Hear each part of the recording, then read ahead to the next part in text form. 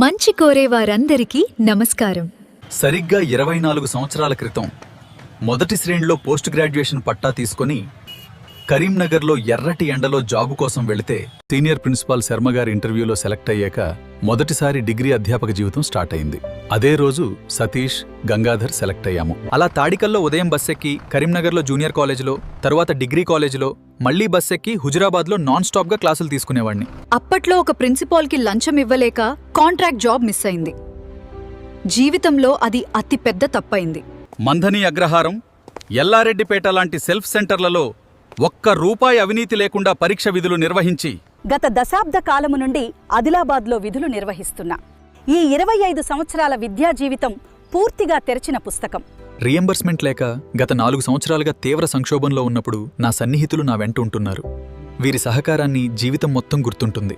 అందరి ఆశీర్వాదం, దేవుడి దయ వలన రీఎంబర్స్మెంట్ క్లియర్ అయితే మరిన్ని సేవలు చేయగలను. ధన్యవాదాలు. ఇట్లు డాక్టర్ వరప్రసాద్ రావు, సీనియర్ ప్రిన్సిపాల్, కీర్తన డిగ్రీ కాలేజీ, బేలా, ఆదిలాబాద్.